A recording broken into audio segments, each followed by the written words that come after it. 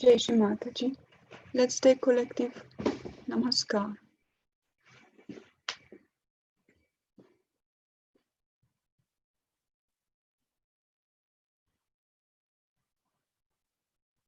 And raise our Kundalinis.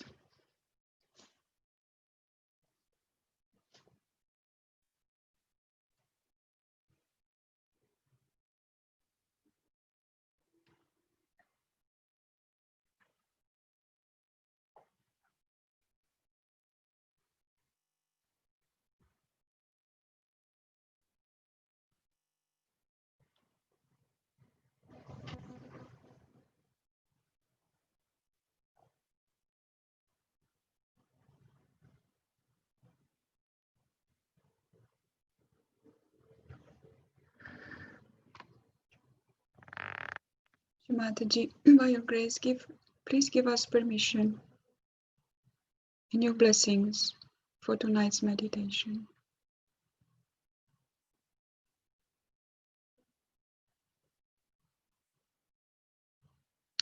Let's see what is our vibrational state. You can place both hands towards Shri Mataji's photograph. You can watch her holy feet and give us ourselves a balance. If we feel right-sided, left-sided,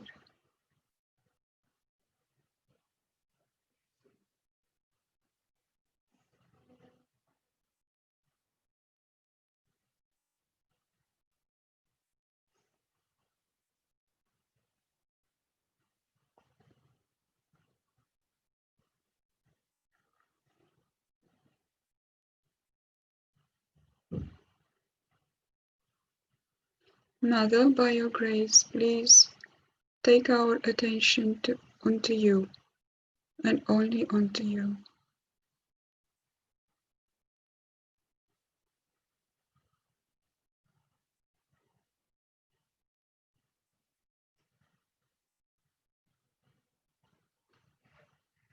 We're watching Mother's feet. Let's say together the three great mantras. Om Tvameva Sashat Shri Mahalakshmi Mahasaraswati Mahakali Trigunatmika Kundalini Sashat Shri Adishakti Mataji Shri Nirmala Devi Namo Namaha.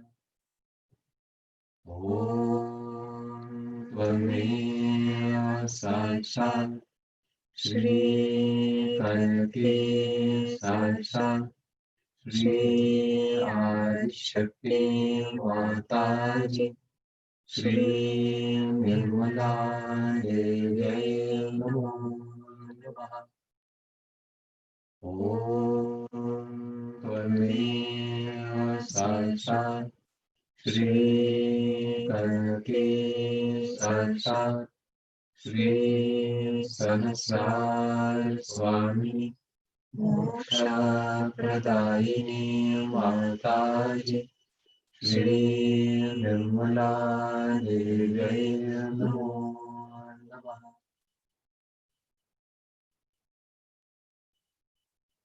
You can carry on watching Mother's feet without thinking, just observing and absorbing.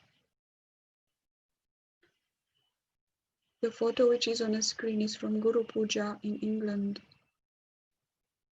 back in '79.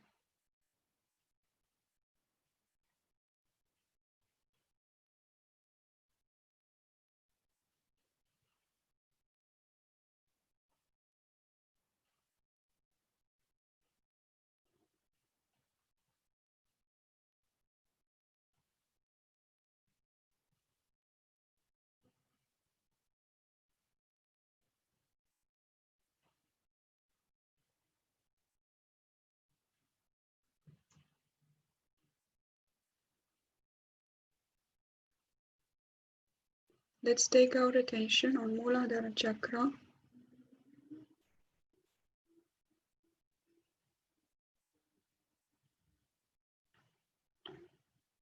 Mother, you who are Sri Ganesha, please be awakened within all of us and within all human beings.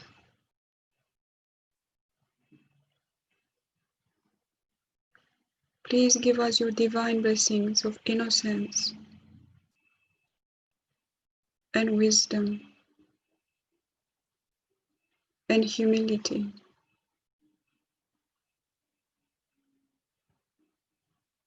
Let's take Sri Ganesha mantras 4 times.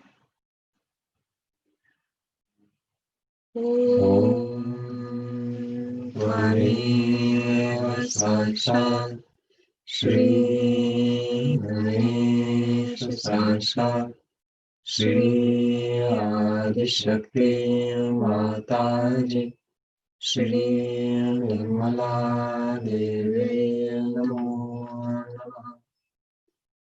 Om Tvameva Sashat Shri Ganesha Sashat Shri Adi Shakti Mataji Shri Nirmala Devi Namo Namah. Om Tvameva Sashat Shri Ganesha Sashat Shri Adi Shakti Mataji Shri Nirmala Devi Namo Namah. Om Tvameva Sashat Shri Ganesha Sashat Shri Adi Shakti Mataji Shri Nirmala Devi Namo Namah.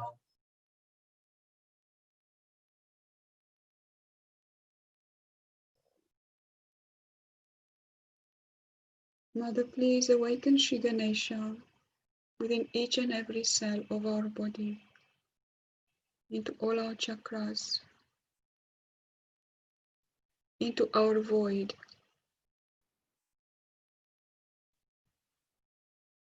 as he is the essence of our Guru principle.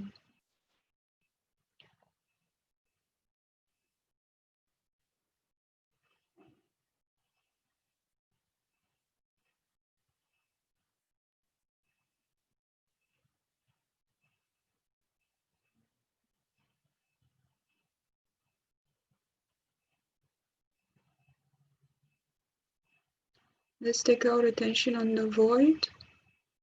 We can give a bandhan around our void. We can say the mantra Shri Adi Guru Dattatreya. Om Tvameva Sashat Shri Adi Guru Dattatreya Sashat Shri Adi Shakti Mataji Shri Nirmala Devi Namo Namah. And we can say the Guru mantra as well. Guru Brahma, Guru Vishnu, Guru Devo Maheshwara, Guru Sakshat Parabrahma, Shri Mataji Nirmala, Tasmai Shri Gurave. Mother, please awaken within us the Guru principle, and please establish within us the Guru principle.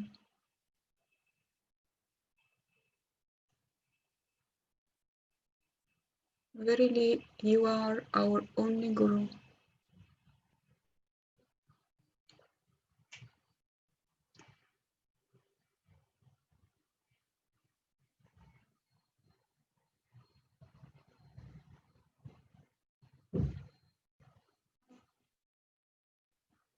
Let our spirit be our Guru.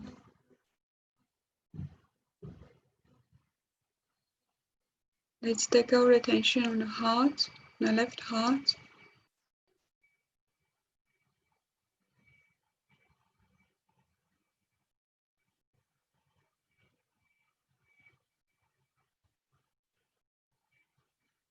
We can take a deep breath in,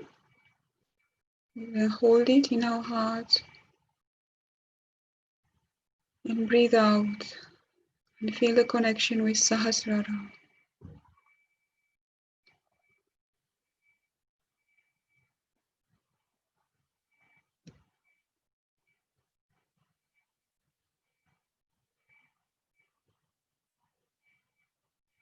We take mantra Shri Shiva Parvati.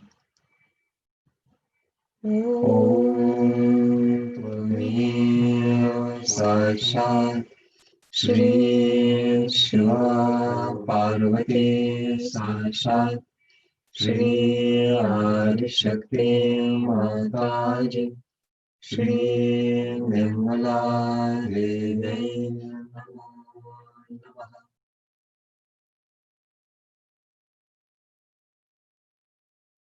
Mother, by your grace, we are the pure spirit.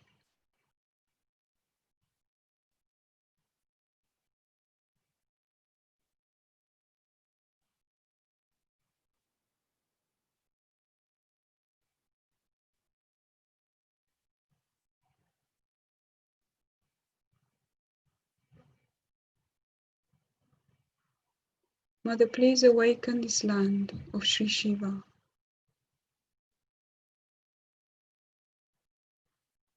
Please awaken the people of this land.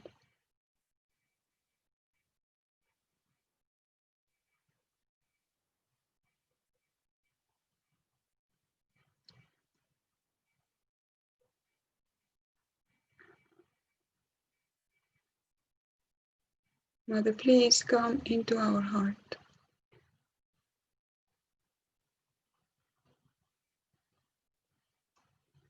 Please allow us to feel your love in our heart.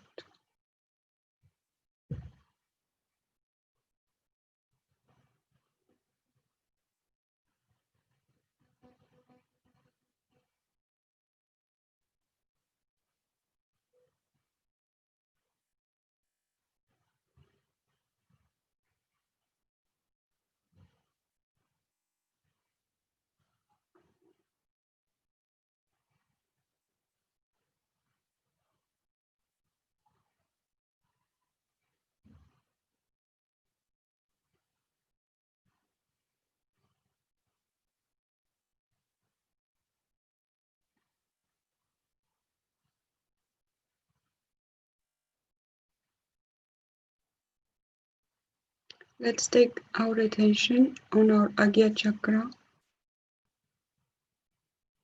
We can gently massage our Agya Chakra.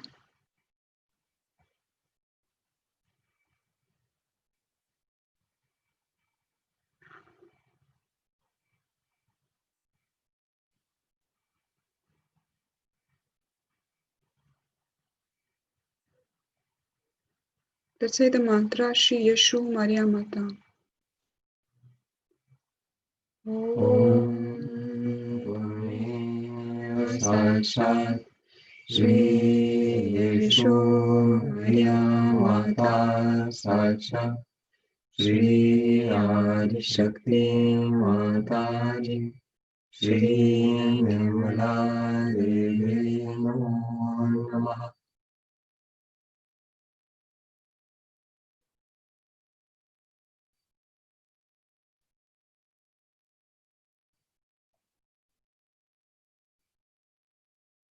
Mother, you are Lord Jesus, please be awakened within our Agya Chakra.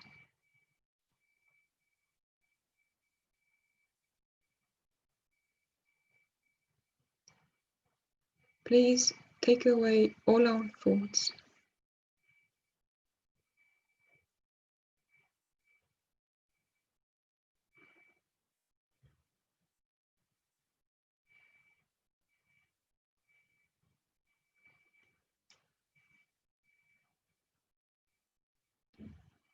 We can try and watch our thoughts. We can try and watch our thoughtlessness in our Agya chakra.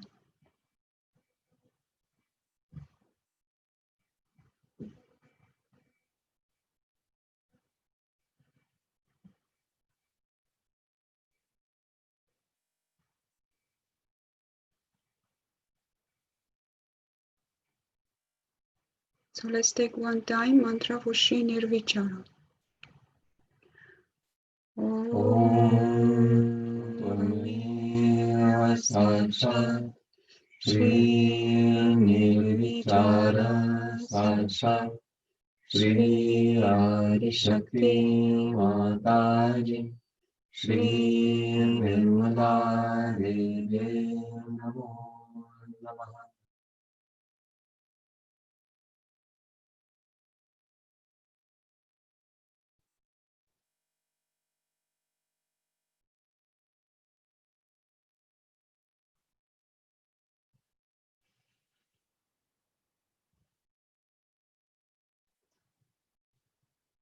Take full attention in our Sahasrara. We can massage our Sahasrara with the right hand.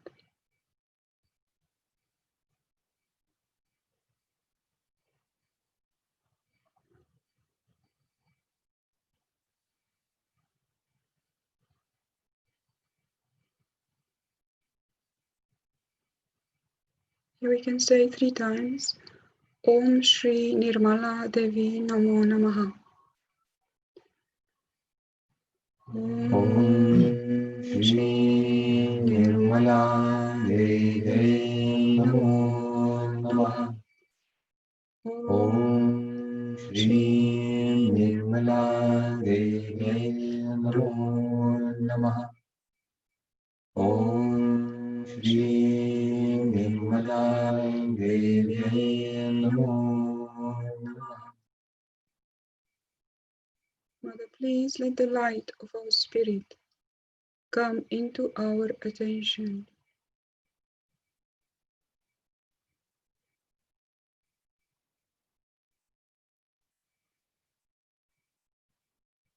Please let us receive your blessings forever, Shri Mataji.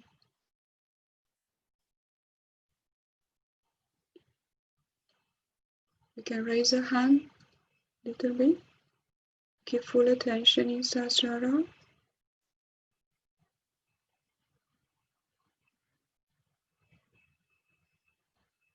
And we can sit in meditation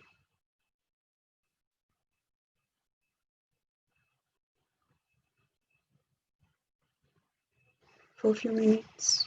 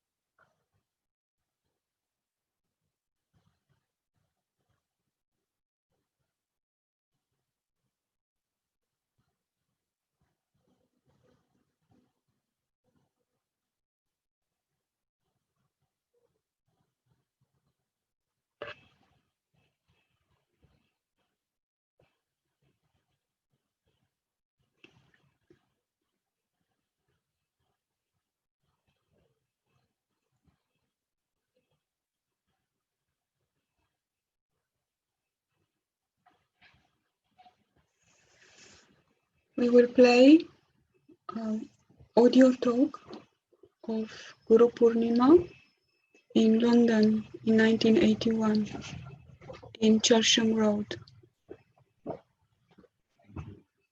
And Shimataji, the yogis just was finished singing Jerusalem by William Blake.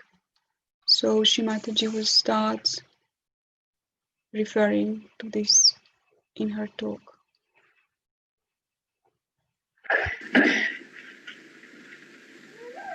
Shows how William Blake thought of few people. And he represents that hope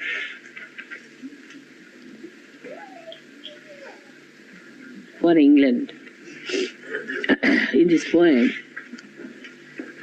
that I had about you people.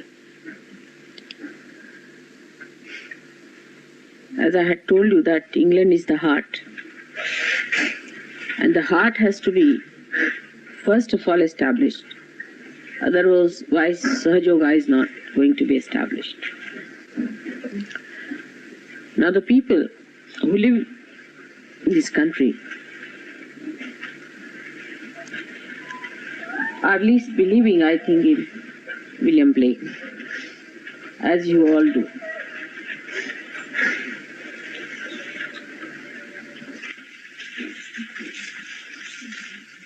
That's our solicitor.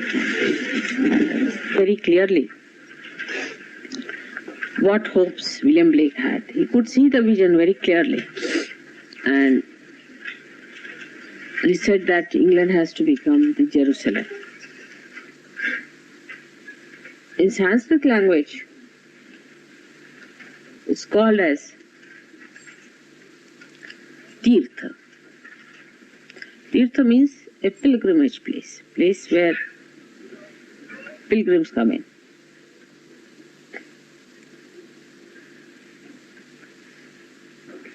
And this indication here of this poem, which is so beautifully written by William Blake, shows that he saw the vision of Sahaja Yoga prospering in England in this beautiful manner. But as it is,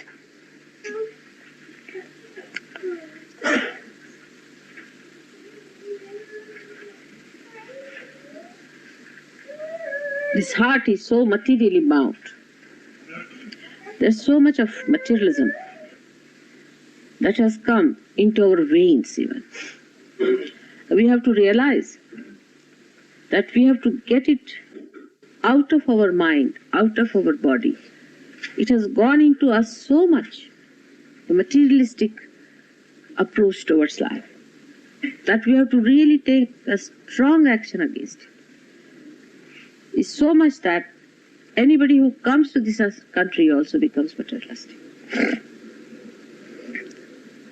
Imagine heart becoming a matter. Think of heart becoming a stone. And today, on a day when you are here to worship me as a guru, my desire is only one, and that is that you all should become gurus yourself.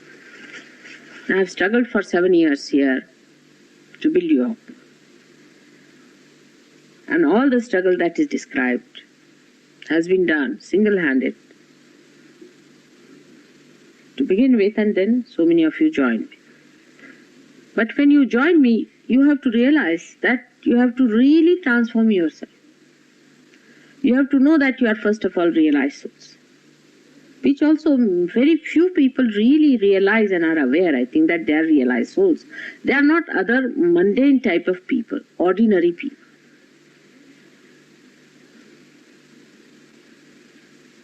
They are realized souls. So as it is, they have to get out of this shell in which they have been living. The ideas of securities that you have had so far come to you all from materialism if you study yourself correctly. Everything is trickling down to you. That is materialism. How many people read William Blake? How many understand him? And how many believe in him? And then how many follow him? He is a lost poet of this country. After getting realization, unless and until the people of England understand that they have to completely transform themselves into a new awareness of understanding that you are now realized souls, you are part and parcel of the whole and you are aware of it.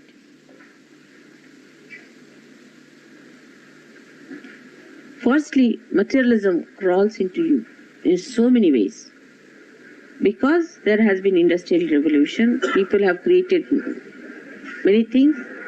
Matter has been comforting you, and you got used to matter.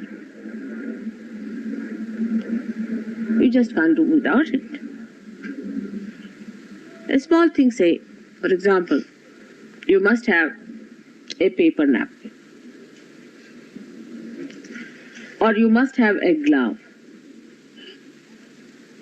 This is the minimum of minimum. But see, how many countries use these things?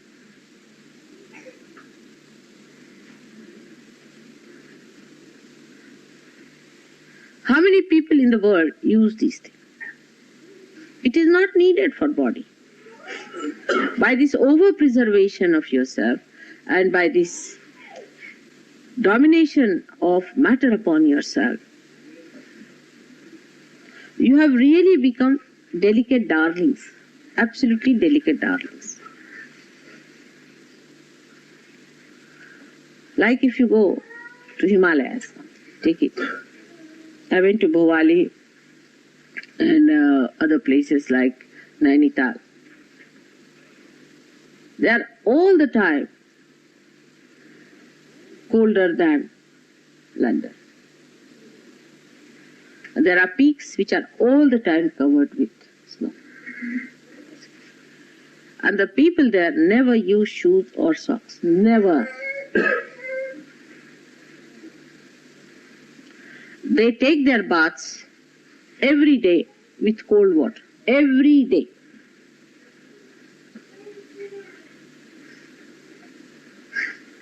You'll be amazed, every one of them. They have rosy cheeks, they are not pale, they are healthy people. Their women folk carry all the good, all the way up the hill. God has made your body in such a way that it can bear up lots of things. Of course, now suddenly an Englishman cannot become a pahadi, means a man living on the hills. That I understand. You cannot say. But gradually try to give up certain things that you think so important in life. Try. One day it may pain, second day it may pain. Because unless and until you make really great effort to get rid of materialistic body and mind, you cannot be all right. And this is the biggest stumbling block for the Western seekers. You have to get out of that cocoon, as I said. The whole transmutation has to take place. Every time you ask anyone who is catching stick, how can you become gurus?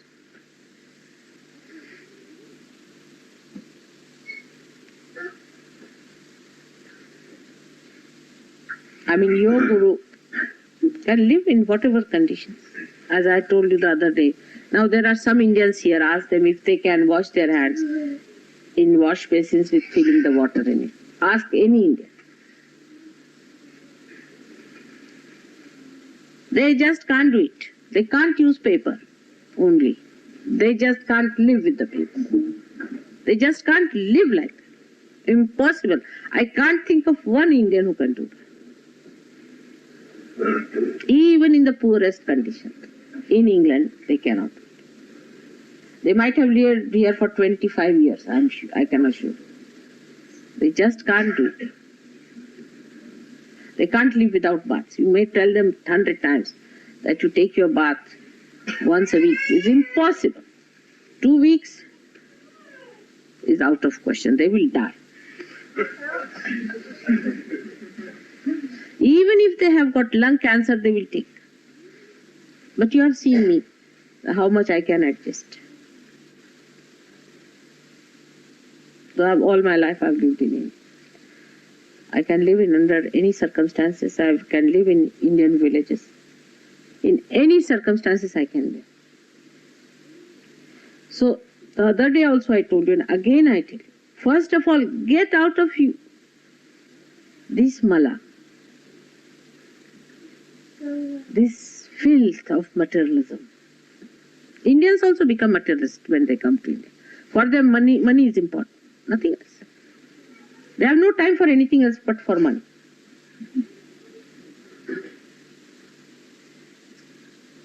It's a fact. Anybody who touches this land becomes money possessed. If you tell them that money is not everything, they can't understand. They go mad. Morning till evening they are also running in the rat race. Now you have to change, you have to come out of it, you have to stand out and see for yourself that you are no more one of these mad people who run after matter. And you leave each and everything, every particle of it here and die. Again you are born, again we are doing the same. You have to run away from comfort.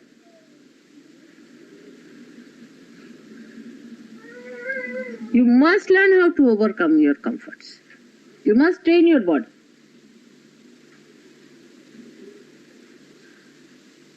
Little noise here and there. Englishman, I'm saying Englishman because we are in England. Americans are much worse. Any noise, 50% would die with any blasting they hear, just by hearing.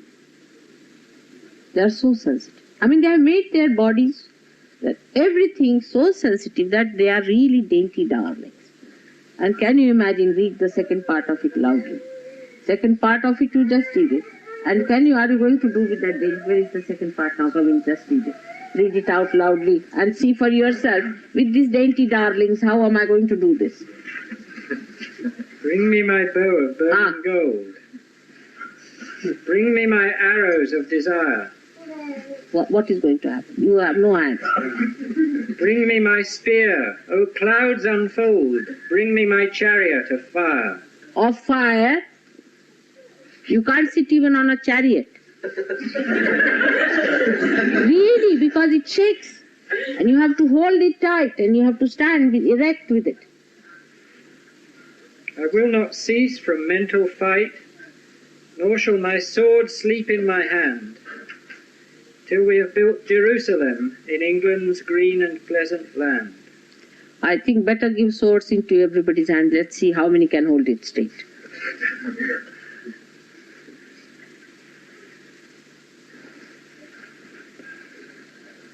You see, Sahaja Yoga is not a simple thing like dishwashing.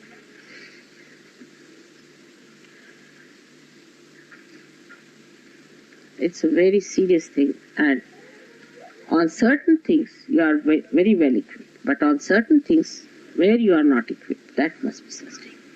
Your strong points are your strong points, so forget about them.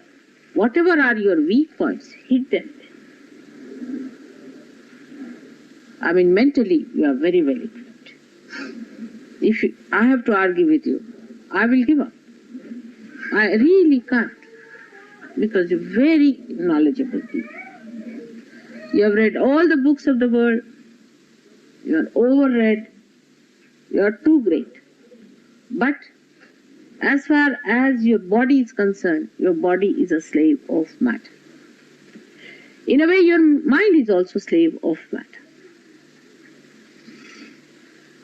So to understand that we have to be great gurus. First of all, a guru has to go through a great discipline of self-emancipation.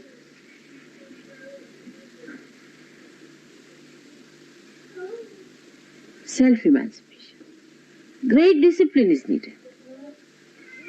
And the great discipline of self-emancipation is, first of all, we must get rid of the idea of comfort. You can't sit on the chair, all right. You can't sit on a particular chair, sit on that chair every day till that chair breaks completely. You cannot sit on the ground, sit on the ground every day. You can't live without one thing, try to do that. That's how you make your body all right. Make your body your slave and not you the slave of the body. Because if you have to become the guru, your body should be such that it should just adjust to everything that you want to do, otherwise what's the use? Imagine you have a car which you cannot handle. Will you sit in such a car? You will bash yourself and bash others also. And that's what you are doing.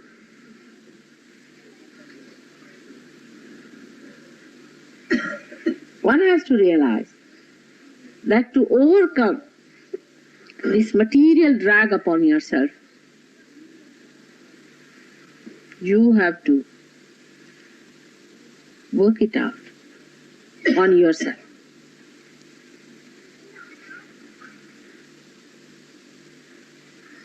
Then, once you have controlled this minimum of minimum, that you can sleep anywhere you feel like, try to sleep on the ground for a while. That you may do for suntan. And people cannot resist all this nonsense. Because these are ideas put into you. They have exploited you. They have told you that this should be done, that should be done, this is necessary, that is necessary. They have to sell their goods.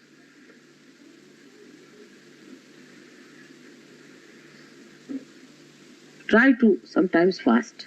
I have prohibited Indians from fasting. Because what they do is to fast. At the slightest pretext, they will fast. I mean, as it is, there is dearth of food in India, so they fast. What is the need for them to fast? But here, it is necessary that people should learn to fast and should not get attracted towards food so much. I mean, the attraction towards food also is a sign that your senses are just driving you mad, isn't it? Think of it. Now, separate yourself from your senses and see how it drives you mad. First of all, the body. Then the senses we should attack. The biggest enemy we have is our own tongue. It acts in two ways. One is the taste.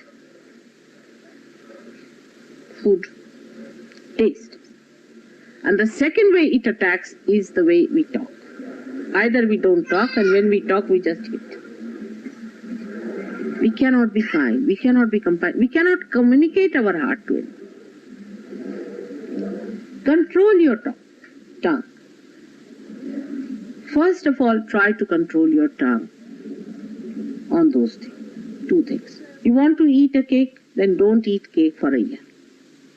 This is the only way you can train your tongue, I really tell you.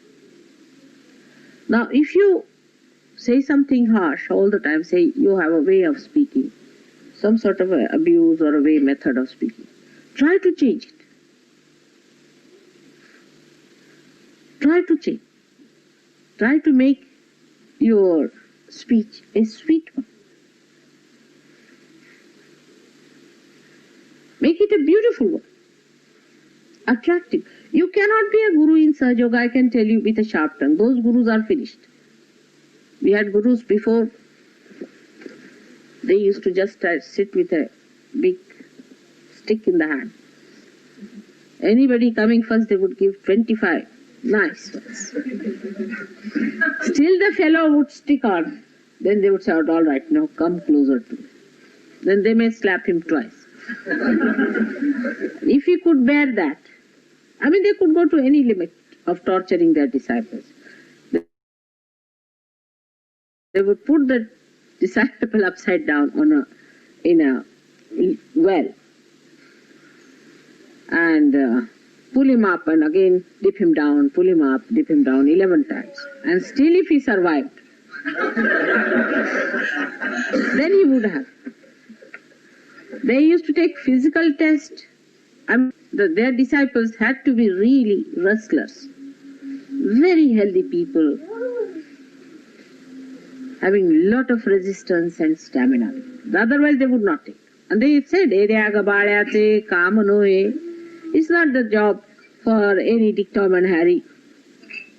Thus they would select only one person. They would make him sit on the thorns or on the nails. Actually they were seats of nails. They were made to sit, these people were made to sit on the seats like that. I mean, I'm not telling you lies, you can find out. And they used to treat them as if they are on a suicide squad. Absolutely like that. The determination had to be like that. Then they would accept them as a disciple, not as a guru student. Then beating them nicely, morning till evening. You have heard of Mr. Ravi Shankar, a great sitarist. I remember my father was a political advisor to the king when his guru used to, Alauddin Khan Sahab, used to live.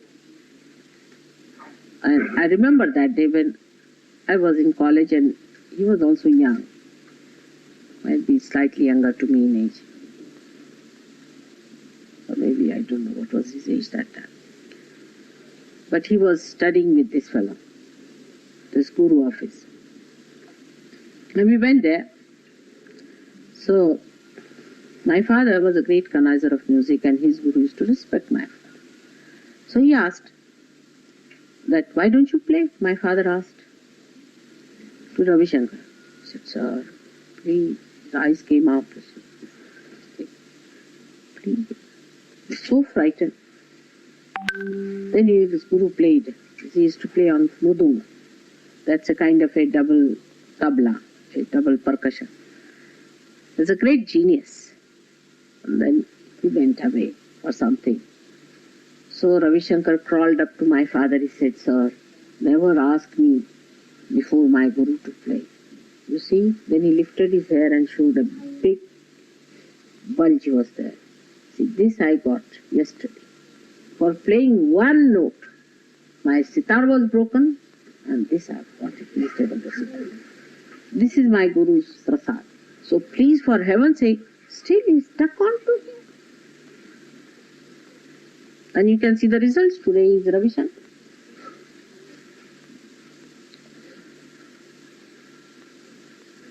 But you have a guru who is a mother. I never hit you. I don't think I've hit anyone. You got your realization.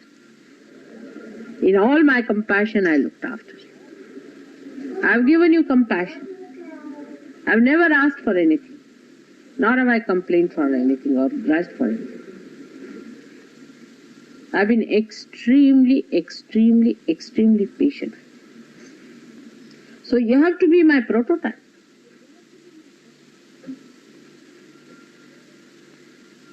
You are a guru in Sahaj Yoga, in this Mahayoga. You are not a guru of this type, who can only create one disciple in 21,000 years sort of a thing. You have got the knowledge of Kundalini much more than any one of these gurus have got. You have the powers much more than any one of these gurus have. Indiscriminately, this power has been given to you. Now only those who will come up and grow as proper trees will be called as gurus. And that is why one has to know how to grow properly as a man. First of all, you must give up all materialistic attitude towards Sahaja. Many Sahaja yogis even have an idea that it should be used for certain purposes. You see, that it should house us. It should give us some place to live in. Some people have an absurd idea that it should also provide us food free. That it should not touch at all our married life. We can have our plans with our married life the way we like. We can lead a very selfish, self-centered married life. Also, some people have an idea that we are not to spend a single pie for Sahaja Yoga, but take all the advantages out of it. Such people should never hope to become gurus. They may try to show off, but they'll go down. You have to learn humility. First of all, you have to be humble. Unless and until you have a large heart, you can never humble down. You have to be extremely humble person. Humility doesn't mean that you bow to a person who is dominating. Never means that. But it means a strength within you. The person who is weak can never be humble. He can never bear the load, like this Mother Earth bears our load so well, because she is so great.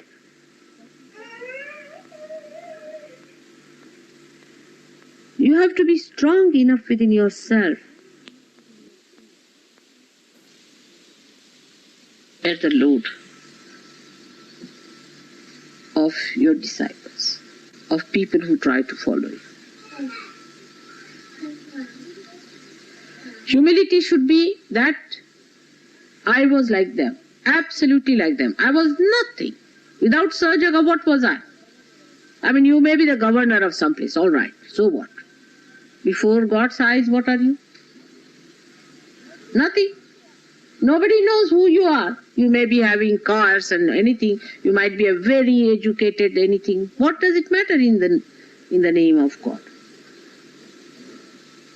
You have known that saints have not been so educated. Christ never went to any university, did he? All these ideas that we have got of our greatness must be absolutely made zero. The greatness is in humility and sweetness. Speak something that will be dear to others, would be appealing to them in a proper, discriminating, diplomatic manner. Some people in the name of honesty just are sadistic or useless. You can talk to people nicely, say something in such a way that they feel attracted towards you, that they feel that there is complete humility, that you accept them as they are.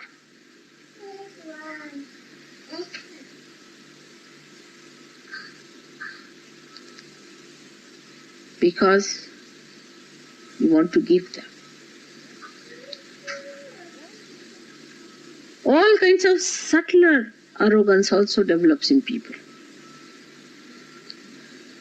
I've seen, I can't understand that how people develop this kind of arrogance. Like supposing somebody knows how to do the puja. Take an XYZ. He becomes arrogant. If somebody knows some Sanskrit, he becomes arrogant. If say somebody comes to see me oftener than others, she becomes arrogant. Somebody manages a hall, he becomes arrogant. Or somebody programs something, he becomes arrogant. Anything you do, first thing happens in your tongue, you develop a big ego like that. You become a sharp-tongued person. Cut your tongue many a times. Punish it. It has no business to be like that because it is not going to serve the purpose for which it is there. A Guru's Vani is so great that every word he speaks is a mantra. Every sentence he says opens a complete universe. It should be that powerful and that beautiful, not to close down anybody's heart. You speak to someone, the another person says, oh God, never see his face. Sahaja Yoga depends on you more than it depends on me. You have to change. You have to change yourself very much more. Just by taking up some sort of a role or assuming something great, you are not going to progress at all.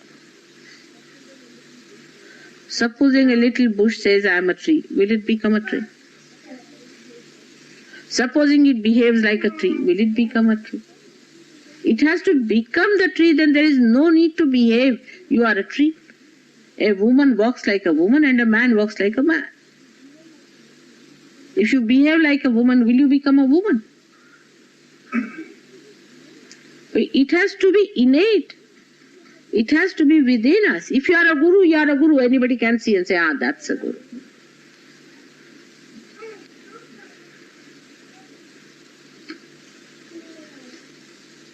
Then you can do lots of things.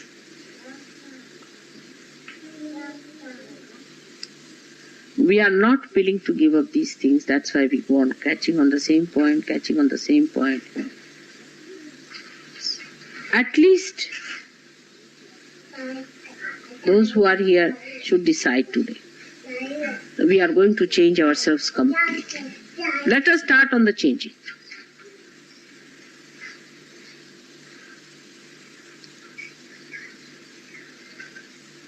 We meet others, we greet others, talk to them. We should be able to talk. There are some people who just don't know how to talk. They just don't talk. They are all the time, never heard their voice.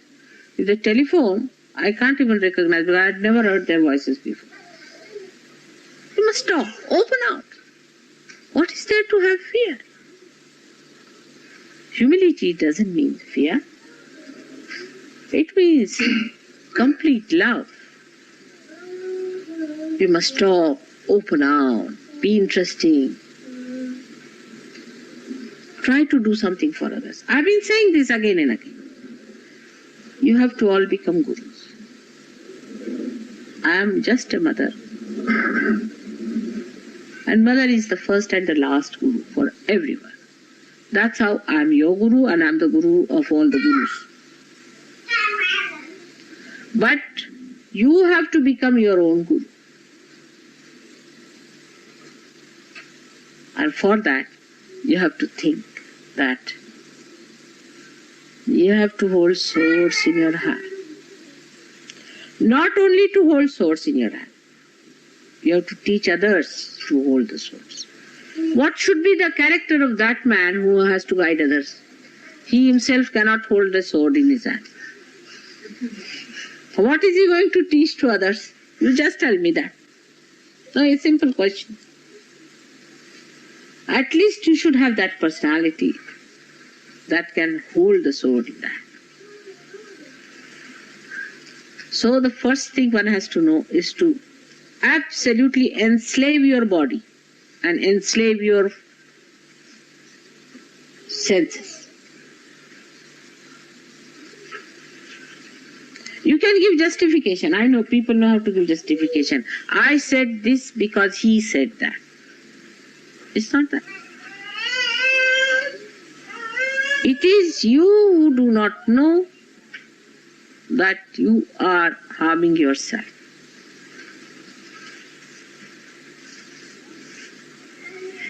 Try to get out of it. You are asking, now you have to face, you have to give. This asking is over now, finished. You got everything, you are not aware, you have got everything now within yourself. Just reverse the position and you can give to others.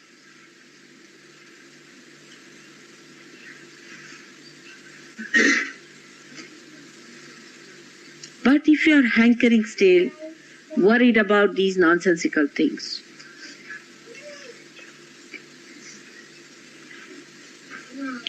then nobody is going to respect you.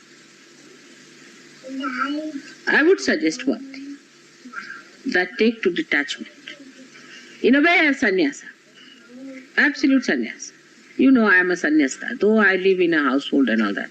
I am not bothered about things. I am a sannyasta. But the day I will announce that I have taken a sannyasa, people will be much more impressed by me than they are today.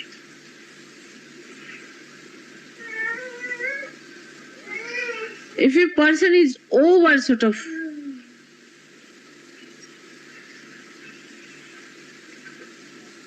attached to things, attached to money, attached to this, that and all those things, such a person is not going to impress others in spiritual matters. You can be nice Prime Minister of England,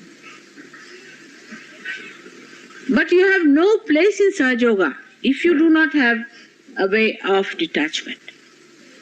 That doesn't mean that you become hippies by any chance. Not at all.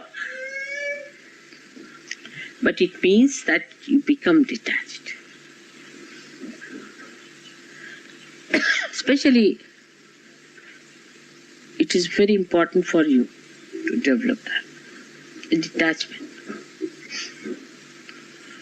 Detach yourself from things that you are supposed to be possessing. I can tell you, you cannot take anything with you. Can you?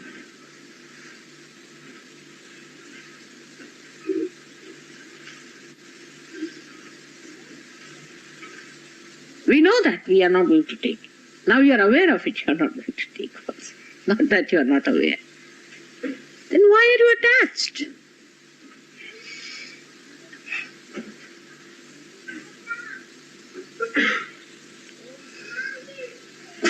All kinds of disgraceful behavior ensues when you are attached. Become a sannyasi. Doesn't mean you wear that yellow or red and all kinds of horrible dresses. But from inside you become a sannyasi.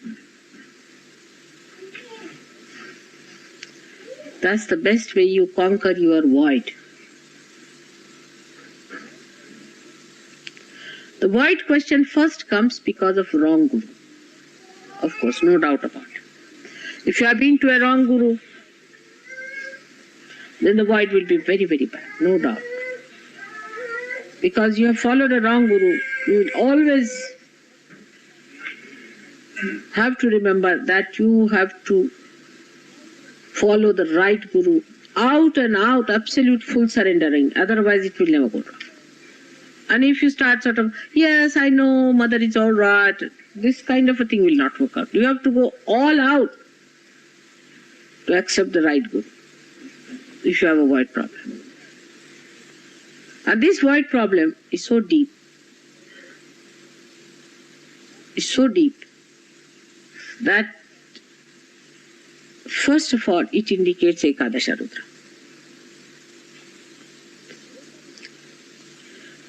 Ekadasha Rudra is a very dangerous thing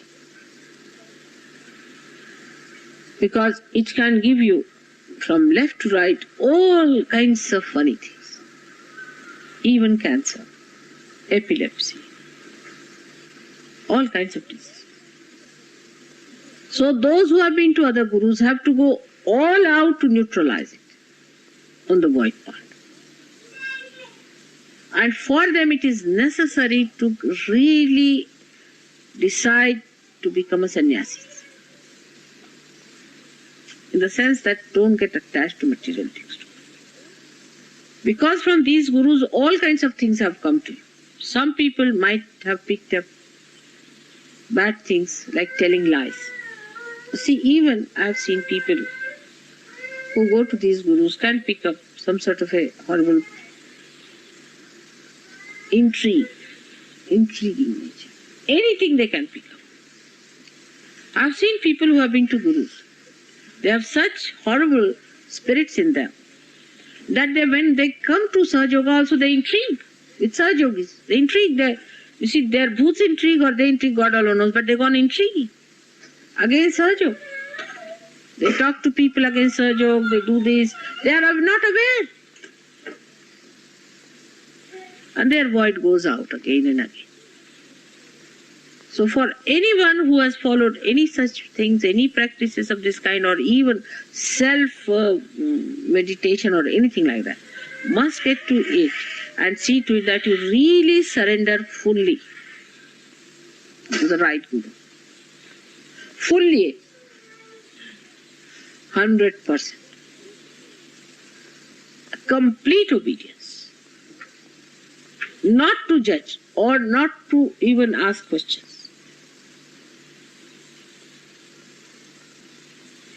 That would help very much in the void. But I can tell you, spirituality is such a great thing that if you accept that kind of an obedience, it fills you up with such powers, tremendous powers. Obedience is the key of becoming the best Guru.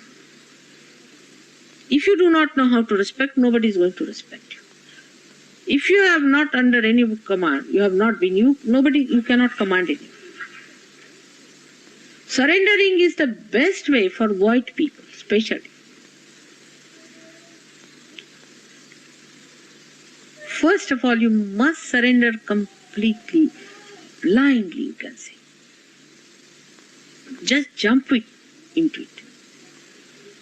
Do not reason it out. Complete surrendering.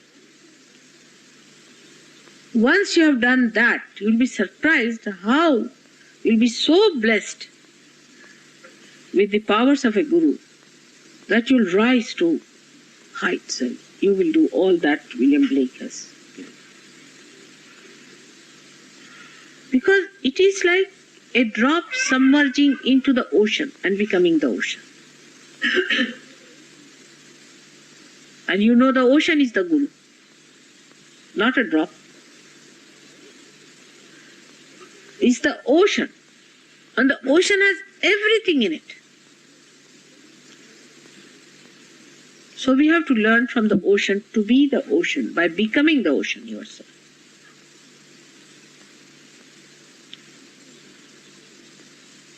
I have told you in many ways how it is important that we have to have many gurus of Sahaja Yoga.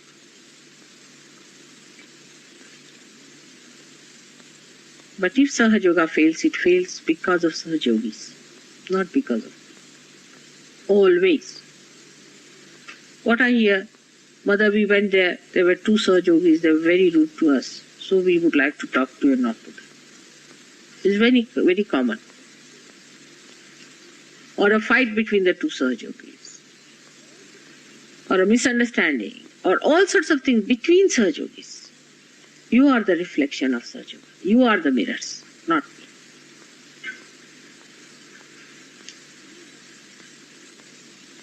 You have to reflect Sahaja Yoga. So first of all, you have to become good reflectors, the good gurus. Now look at these gurus who move about. They have millions and millions of disciples, except that they are crooks of the first waters. They have no other qualification to be gurus. They have no idea of Kundalini, they cannot raise Kundalini. They are not even holy people, leave alone any. They don't deserve to enter into any temple of God. Leave alone His kingdom. They are from hell. And they have mesmerized people and they have got their disciples. You can also, just through your character and through your abilities as Sahaja Yogis, which are tremendous, Even those who are great gurus in India cannot raise the Kundalini the way you can raise. Under their finger, they can't believe it. Is Sri Ganesha's powers you have got? Look at the surrendering of Sri Ganesha. It is surrendering. Completely surrendered to his mother. Who is wiser than him? And in his wisdom, he has chosen complete surrender to his mother. To him, his mother is Guru, she is Brahma, Vishnu, Mahesha, everything, even Sadashiva is his mother. Nothing else. And his power of Kundalini raising is within you. You've got it. You are made after his power. He is holiness. He is auspiciousness. He is innocence.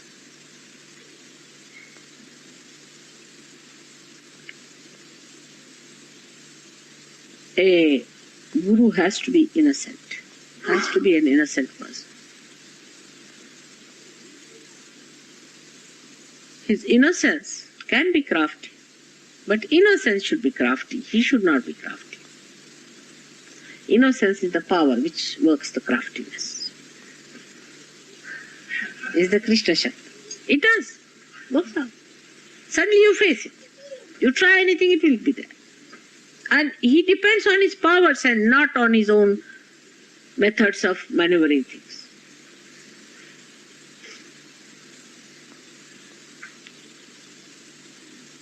But how many of you are religiously working it out? Morning, evening, every moment of life. How many of you are thinking that we are on the path of becoming full-fledged gurus of Sahaja Yoga? And nothing else. You are nothing else but that. How many of you decide that? Every moment. It's very easy. Just to say, oh, it's all right. I don't believe in it. Then what are you going to do? What are you without Sahaja Yoga? Think of it. You can say, I don't want to do it. You will have to do it. You are in it now. You better do it.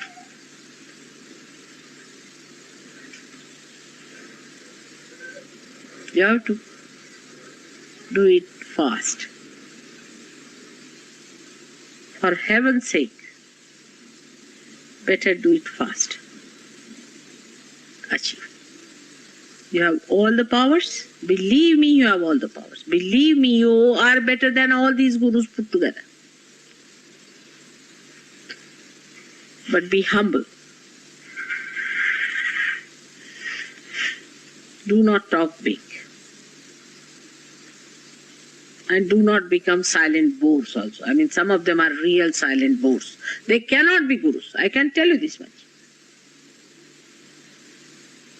That's another quality. They are absolutely boring people. Nobody wants to stay with them. I mean, you have to have people around to be a guru. You can't be guru of yourself.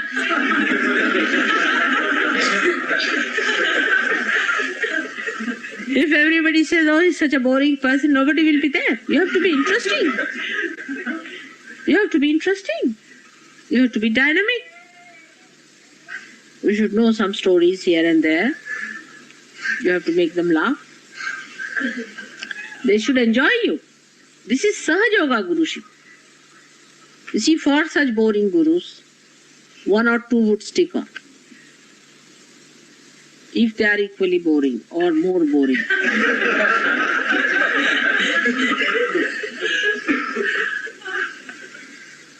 But such gurus are not going to help us in Sahaja Yoga. They are not. You have to be joyous, cheerful, helpful, understanding, concerned. You have to be concerned about others.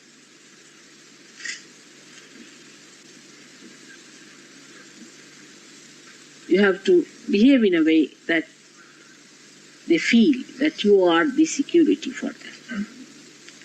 But that doesn't mean that you get after one person. There is, you see, everything you tell them goes into some sort of a mad mold. I don't know how it happens, whatever I say.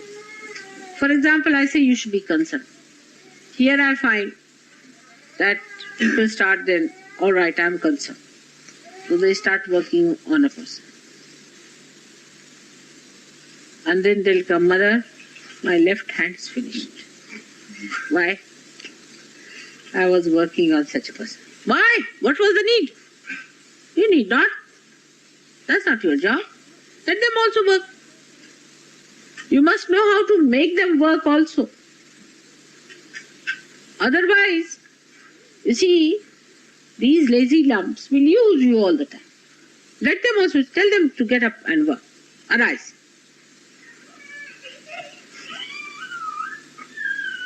Why can't they work it out? They can work it out themselves. But then don't tell them, now you work it out. Not like that.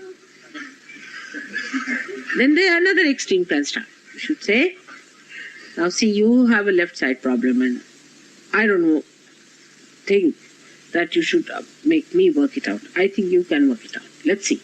I too had the same time. Let's work it out. You better put your left hand towards the photograph, put right hand outside, do this way, that way, beat yourself. Left side is Adi Shakti's this thing. You can ask for Mahakali's powers, it can be worked. Give him all the knowledge. Say now try yourself and then.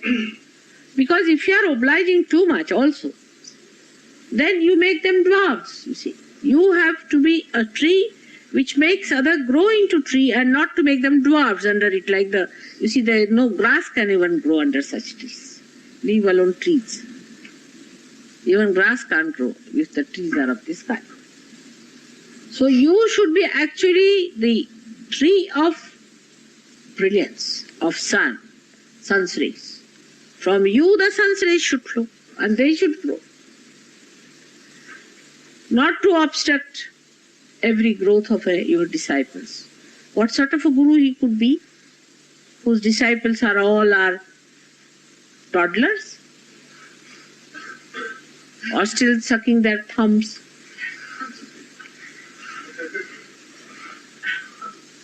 So you should be a guru of a caliber that makes others grow too. I have hopes that my disciples will grow more than I am. I have hopes. That's my desire. That's what I want. That my disciples should grow.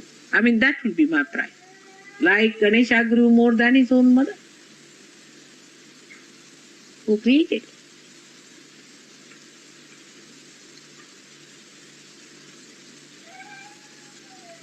That's what is my desire. And that's what I want you to realize, that you are the hope of the world. Either you should not have taken birth in England. If you have taken, you have more responsibility not to be English and to be universal, because you have taken birth in the heart of the universe. You cannot be small-minded. You cannot be chicken-hearted. Either you are frightened or you are aggressive. This is an impossible situation. You have to be so strong that nothing should make you frightened. And such a person is the most benevolent personality. He's not frightened of anyone. Why should he harm anyone?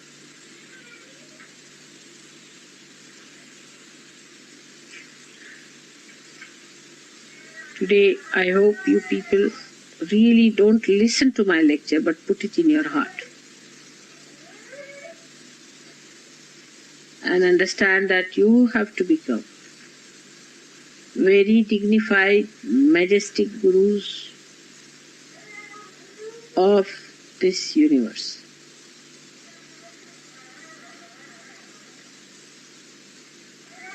I would like to ask William Blake, what is he doing? When is he going to take his birth on this earth? When people of his caliber are going to be born in this country? Or they are all running away again to some other place to be born?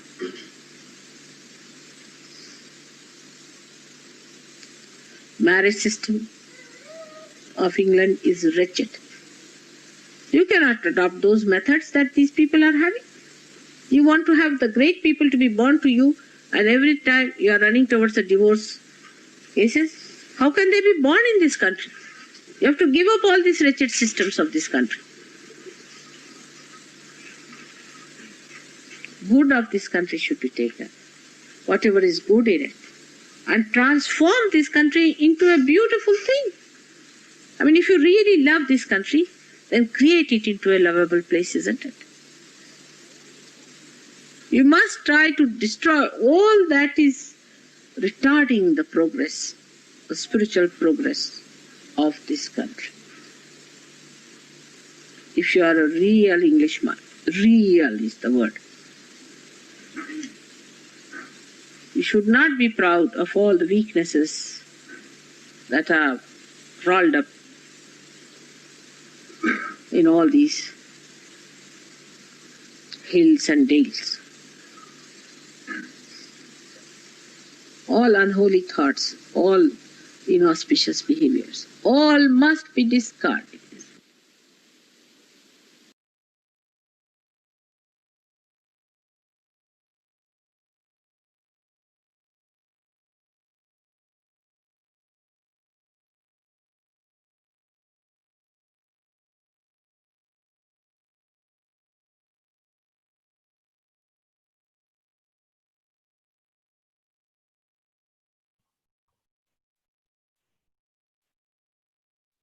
Let's keep attention in Sahasrara and try to absorb in our heart Mother's words.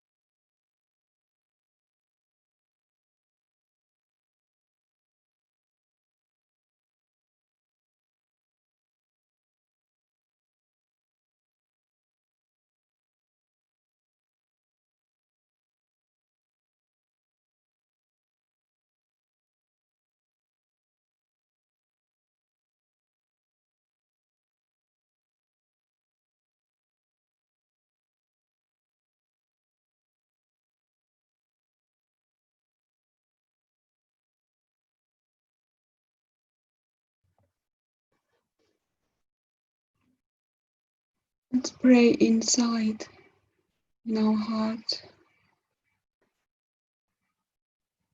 Mother, please destroy the ghost of materialism in the heart of the universe. Please help us overcome the materialism within us, sitting on a spirit.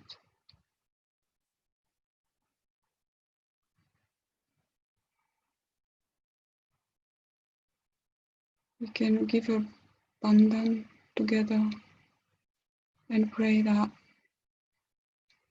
materialism in this country and in the whole world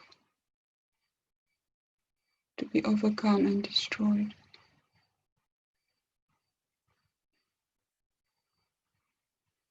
And that the new Jerusalem will be established in the heart of the universe.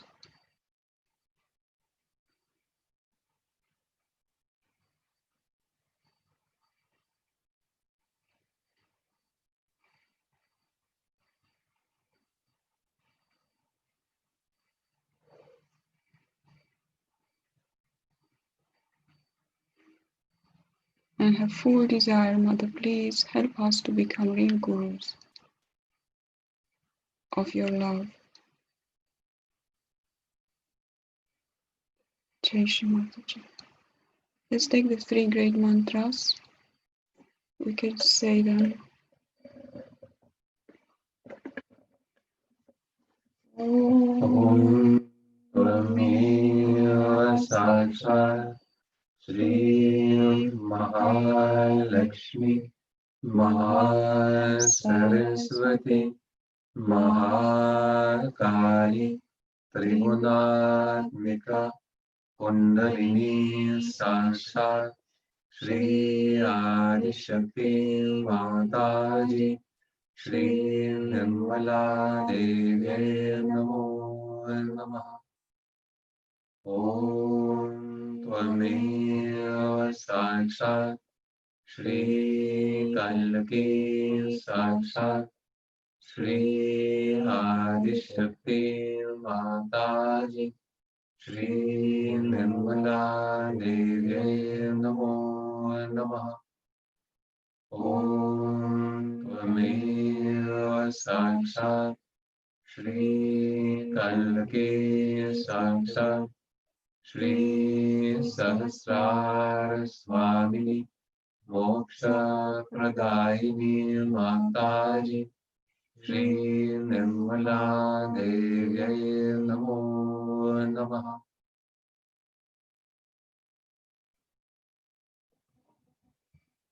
Bolo Shri Adishakti Mataji Shri Nirmala Devi Ki Jai Ki Jai Ki Jai.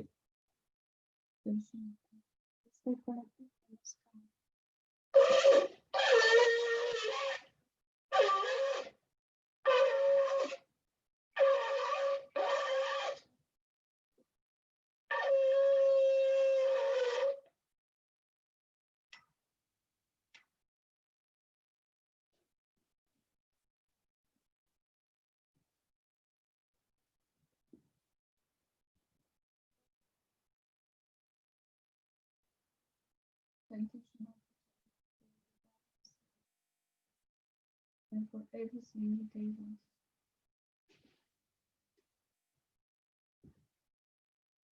Jai Shri Mataji. Stay, meditate longer. We will put some more music later.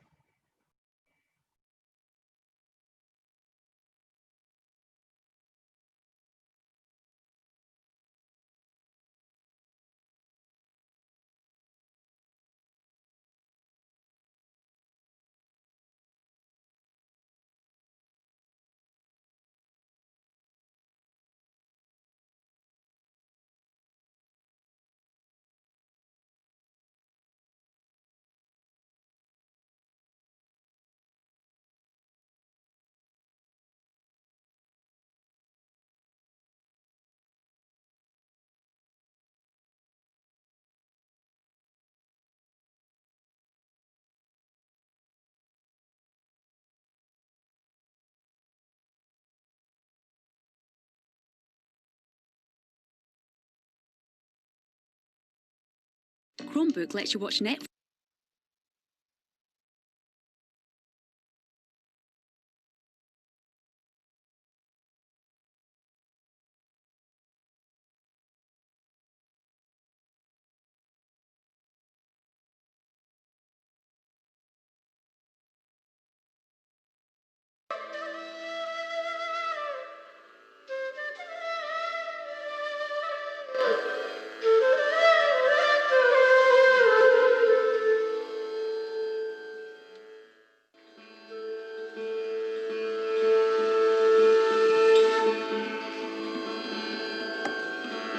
अब हम संतूर और बांसुरी जुगलबंदी भाग मिला।